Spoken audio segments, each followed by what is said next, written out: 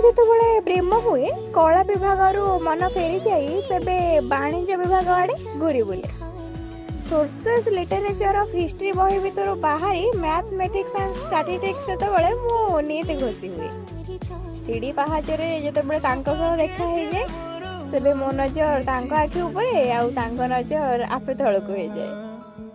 Set ସ୍କୋୟାରରେ ମୁଁ ମୋ ପ୍ରେମକୁ ମାପୁଥାଏ ଆଉ ପ୍ରୋଟେକ୍ଟରରେ ସେ ତା ଭାବନାକୁ ପ୍ରୋଟେକ୍ଟ କରୁଥାଏ।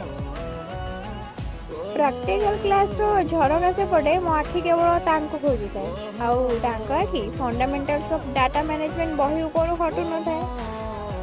ମୁଁ ସାହିତ୍ୟ ଆଉ ନୋଟବୁକ୍ରେ ସମୟ ବିତାଉଥାଏ, ପୁଣି ସେ ସଂଖ୍ୟା ଓ ହିସାବରେ ନିଜକୁ ବ୍ୟସ୍ତ ରଖୁଥାଏ। କ୍ୟାଣ୍ଟିନ୍ରେ ଚା ପିଇବା, ଲାଇବ୍ରେରୀ ବାହାରେ ଅପେକ୍ଷା କରିବା ଆଉ କଲେଜ ସରିଲେ ମିଶିକି ଘରକୁ ଫେରିବା ଧୀରେ ଧୀରେ ଏସବୁ ସମ୍ପର୍କକୁ ଆଉ ଟିକେ ଦୃଢ଼ କରୁଥାଏ। ସୋସିଓଲୋଜି ପଢ଼ିଲା ବେଳେ ବା ମୋ ଆଖି ସାମ୍ନାରେ ଖାଲି ତାଙ୍କ ମୁହଁ ଦିଶିଯାଏ, କାରଣ ମୋ ଦୁନିଆ କହିଲେ ବା ମୁଁ ତାଙ୍କୁ ବୁଝୁଥାଏ। ଆକାଉଣ୍ଟର ସେ ମୋଟା ବହି ଗୁଡ଼ା ମୋ ପ୍ରେମରେ ଭାରି ହସ୍ତକ୍ଷେପ କରନ୍ତି, ତଥାପି ମୁଁ କେବେ ପଛକୁ ଫେରିନି।